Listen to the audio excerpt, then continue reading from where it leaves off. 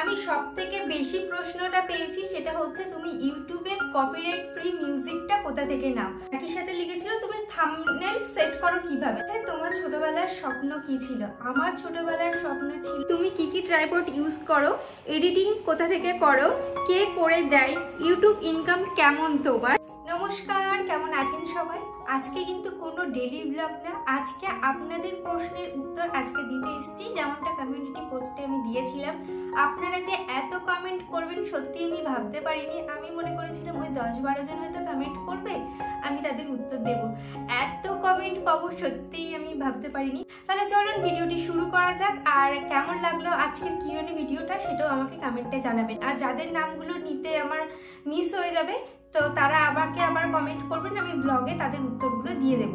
আর অনেকজন একই প্রশ্ন করেছে, তো আমি সেই প্রশ্নগুলোর উত্তর কিন্তু একই সাথে দিয়ে দেব। তাহলে চলুন ভিডিওটি শুরু করা যাক। আমি সবথেকে বেশি প্রশ্নটা পেয়েছি সেটা হচ্ছে তুমি ইউটিউবে কপিরাইট ফ্রি মিউজিকটা কোথা থেকে নাও। তো আমি কিন্তু ইউটিউব নিজস্ব যে লাইব্রেরি আছে সেখান থেকেই কিন্তু আমি ইউটিউবের মিউজিকটা নিই এবং আমি আমার ভিডিওতে অ্যাড করি। ইউটিউব লাইব্রেরিতে গিয়ে সফট মিউজিক বলে তোমরা যদি ওখানে সার্চ করো তাহলে কিন্তু পেয়ে যাবে। আর ওখানে কিন্তু প্রচুর সফট মিউজিক আছে, আপনাদের পছন্দের মতো মিউজিক ওখান থেকে পেয়ে যাবেন এবং ওটা কিন্তু একদমই কপিরাইট ফ্রি। আর এটা কিন্তু ভবিষ্যতে কোনো রকম কপিরাইট আনবে না। আপনারা যদি অন্য জায়গা থেকে কপিরাইট ফ্রি মিউজিক নেন, দেখা যায় ভবিষ্যতে কপিরাইট চলেও আসতে পারে। সেই জন্য ইউটিউবের নিজস্ব মিউজিক আপনারা সবসময় ব্যবহার করবেন, এতে করে কি হয় নিশ্চিন্ত থাকা যায়। তো প্রথম প্রশ্নের উত্তরটা হয়ে গেল। এটা কিন্তু অনেকেই প্রশ্ন করেছিল। আর নেক্সট আমাকে প্রশ্ন করেছে ড্রিম গার্লস ব্লগ তুমি কিসে এডিট করো। তো আমি এডিট করি ইনশটে, আর ইনশটে কিন্তু আমি থাম্বনেল বানাই। আর একই সাথে লিখেছিল তুমি থাম্বনেল সেট করো কিভাবে। তো আমি থাম্বনেল সেট করি ভিডিওর পুরো ধরো একটা ব্লগের মাঝখান থেকে আমি ছোট ছোট করে স্ক্রিনশট নিই, নেওয়ার পর সেটাকে আমি খুব সুন্দর করে এডিট করে আমি কিন্তু ইনশট দিয়েই থাম্বনেলটা বানিয়ে নিই।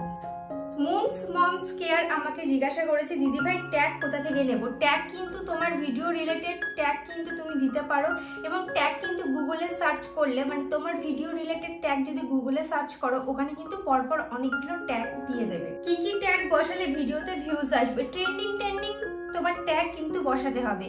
আর আমার কথা বলে তোমার ভিডিও রিলেটেড, মানে তোমার ভিডিওর মধ্যে তুমি কি কি দেখাচ্ছ, কি কি প্রেজেন্ট করছো সেই রিলেটেড ট্যাগ যদি দাও তাহলে কিন্তু আরো বেশি ভালো হয়। তারপর একই সাথে প্রশ্ন করেছে তোমার ছোটবেলার স্বপ্ন কি ছিল। আমার ছোটবেলার স্বপ্ন ছিল যে বড় হয়ে আমি একটা জব করব, দেন তারপরে বিয়ে করব। তো সে তো আর হলো না। আর দেখা যাক, আমি জবের চেষ্টা করব। আর এখনো টুকটাক পরীক্ষা দিচ্ছি, দেখা যাক কবে কি হয়। আমার সাথে আমার মতন দিদিভাই আমাকে কমেন্ট করেছে আমিও মিউজিকের বিষয়টা জানতে চাই। তো মিউজিকের বিষয়টা তো আমি বলেই দিলাম। আর উনি আরেকটা কোশ্চেন করেছে যে তুমি যেদিন ভিডিও আপলোড দাও ডেলি কি একই টাইমে ভিডিও আপলোড দাও। হ্যাঁ, আমি ডেলি কিন্তু দুপুর দুটোতেই আপলোড করি, একদিন অন্তর একদিন। ধরো সোমবারে আপলোড করলাম, মঙ্গলবার বাদে বুধবার একই টাইমে দুপুর দুটো।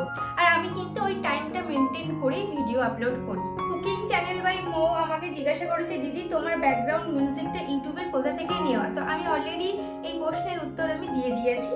রিয়া আমাকে অনেকগুলো প্রশ্ন করেছে তুমি কি কি ট্রাইপড ইউজ করো, এডিটিং কোথা থেকে করো, কে করে দেয়, ইউটিউব ইনকাম কেমন তোমার, কি ফোন ইউজ করো ভিডিওর জন্য। তো এক এক করে তোমার প্রশ্নের উত্তরগুলো দেই। আমি কি কি ট্রাইপড ইউজ করি, আমি কিন্তু একটাই ট্রাইপড ইউজ করি যেটা আমি ভিডিওতে দেখিয়েছি। আমার যে ভিডিওটা লাস্ট আপলোড হলো তো আমি সেই ভিডিওতেই দেখিয়েছি আমি কি ট্রাইপড ইউজ করি। নর্মালি একটা ট্রাইপড যেটা দোকান থেকে অনলাইন থেকে ইজিলি পাওয়া যায়। আর আপনারা যদি চান তাহলে কিন্তু আমি ট্রাইপডের লিঙ্কটা দিতে পারি। অবশ্য আমি এটা অফলাইন থেকে নিয়েছি, তবে এটা কিন্তু অনলাইনেও অ্যাভেলেবেল আছে। তারপর আছে এডিট কোথা থেকে করো। এডিট কিন্তু আমি ইনশট থেকে করি এবং আমার এটা না খুব সহজ মনে হয়। কে করে দেয়, তো আমার ভিডিও এডিটিং কে করে দেয়। আমার ভিডিও এডিটিং আমি করি, আমি ভিডিও বানাই, আমি ভিডিও এডিটিং করি, আমি আপলোড করি। আর এই পুরো প্রসেসিংটা আমি করতে ভীষণ ভালোবাসি। ইউটিউব ইনকাম কেমন তোমার? আমার ইউটিউব ইনকাম কেমন, তো আমি প্রথমেই ক্লিয়ার করে দিই, আমি কিন্তু ফার্স্ট পেমেন্ট এখনো পাইনি। পেলে অবশ্যই আপনাদের সাথে শেয়ার করব। আর যখন আমি ফার্স্ট ইউটিউব পেমেন্ট পাবো তো আপনাদের সাথে অবশ্যই শেয়ার করব, আর আপনারা কিন্তু সবটাই জানতে পারবেন। কি ফোন ইউজ করো ভিডিওর জন্য? আমি কি ফোন ইউজ করি ভিডিওর জন্য সেটা হচ্ছে আইফোন 12। আর এটা কিন্তু আমি অনেকবার ব্লগেও বলেছি, এবং তোমরা কিন্তু এই বিষয় নিয়ে অনেকবার আমাকে প্রশ্ন করো, তো একজনকে রিপ্লাই দেওয়া হয়, তার একজনকে রিপ্লাই দেওয়া হয় না। সেজন্য ভাবলাম একটা কিউএনএ ভিডিওর মাধ্যমে আপনাদের সব প্রশ্নের উত্তর দিয়ে দেবো। তো আমি আইফোন 12 ইউজ করি, আর এর ভিডিও কোয়ালিটি খুব একটা খারাপ না।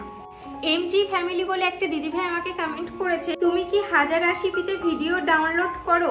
একটু বলবে প্লিজ। আমি 1080pতেই কিন্তু ভিডিও আপলোড করি, এবং তোমার ভিডিও আমি রোজ দেখি। আমার নামটা নিয়ে রুমানা পারভিন আমাকে বলেছে, দিদি তুমি তোমার হেয়ার অয়েলটা একটু শেয়ার করবে? তো হ্যাঁ, অবশ্যই আমি আমার হেয়ার অয়েলটা শেয়ার করব।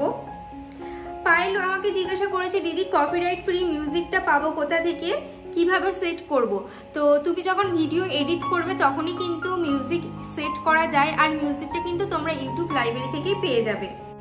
তাপসী আশ্চর্য আমাকে কমেন্ট করেছে, দিদি তুমি এত কাজ করে কিভাবে নিজেকে মেনটেন করো, আর তোমার স্কিন কেয়ার রুটিন দিও। তো অবশ্যই আমি স্কিন কেয়ার ভিডিও দেব, আর কিভাবে নিজেকে মেনটেন করি।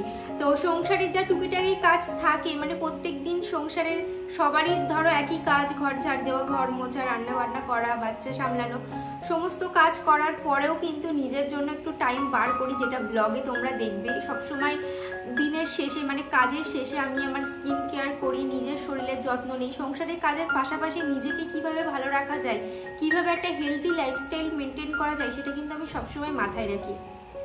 রুদ্রাণী দিদিভাই আমাকে কমেন্ট করেছে, বোন তোমাকে খুবই ভালো লাগে, থ্যাংক ইউ।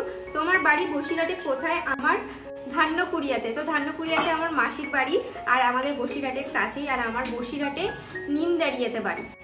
স্বর্ণালী আক্তার আমাকে কমেন্ট করেছে, দিদি তোমার এজ কত, তোমার কি সি সেকশন ডেলিভারি, তুমি কিভাবে অল টাইম এভাবে নিজেকে পজিটিভ রাখো, তোমার সাজতে এত ভালো লাগে কেন?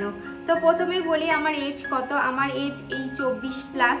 আর হ্যাঁ, অবশ্যই আমার সি সেকশন ডেলিভারি হয়েছে। আর আমার ডেলিভারি স্টোরি যদি তোমরা জানতে চাও অবশ্যই আমাকে কমেন্ট করো, আমি সবার প্রশ্নের উত্তর দেবো। এবং আপনারা যদি অনেক কমেন্ট করেন আমার ডেলিভারি ব্যাপার নিয়ে, তো আমি সেই নিয়ে একটা সেপারেট ভিডিও বানাবো।